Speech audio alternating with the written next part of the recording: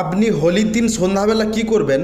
আপনার যত শত্রু আছে যাদের জ্বালায় আপনি টিকতে পারছেন না, সকল শত্রুর নাম ও মুখের ছবি মনে মনে ভাববেন। তারপর 7টি নাভিশঙ্খ আগুন জ্বালিয়ে সেই আগুনে পুড়িয়ে দেবেন। এতে কি হবে, আপনার যত শত্রু আছে সমস্ত শত্রু দমন হয়ে যাবে। আপনার প্রতি সেই সকল শত্রু আর শত্রুতা করবে না। হোলির দিন যদি পূর্ণিমা সন্ধ্যের আগে কেটে যায়, তবুও সন্ধ্যের পরেই এই কাজ করবেন। আরেকটি উপায় হচ্ছে, যদি আপনার বাড়িতে এমন কোনো ব্যক্তি থাকেন যিনি সারা বৎসরই রোগে ভুগছেন, তার কোনো রকম রোগ কাটান হচ্ছে না, একটা অসুখ থেকে আরেকটা অসুখ হয়েই যাচ্ছে, বা পার্টিকুলার কোনো অসুখ, যে অসুখের কোনো ওষুধ কাজ করছে না, যে অসুখ সেরে উঠছে না, সেই অসুখের জন্য কি করবেন, এই টোটকাটি হয় কিন্তু হোলির আগের দিনে। আপনি এক মুঠো সাদা সর্ষে নেবেন, এক মুঠো কালো তিল নেবেন, তাতে একটি লবঙ্গ দেবেন এবং একটি নারকেল নেবেন। এক হাতে কালো তিল, সর্ষে, লবঙ্গ আর এক হাতে একটি নারকেল।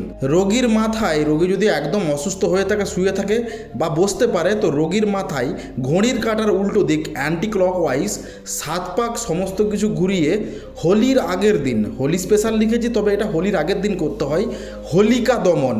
হোলিকা দমন সম্পর্কে যদি না জেনে থাকেন, গুগল সার্চ করবেন। এই হোলিকা দমনের কাহিনীতে হিরণ্যকশিপু মুনি এবং ভক্তবল্লভদের অনেক গল্প পাবেন।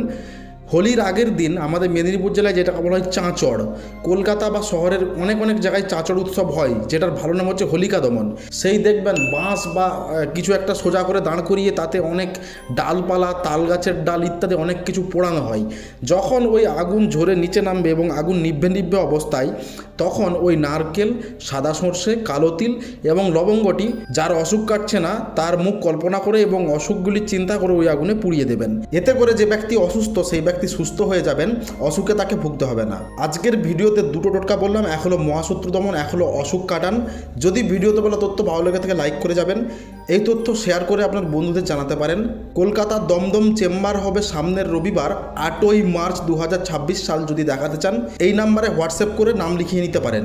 তো দেখা হচ্ছে আগামী পর্বে, ততক্ষণ পর্যন্ত ভালো থাকবেন, ধন্যবাদ।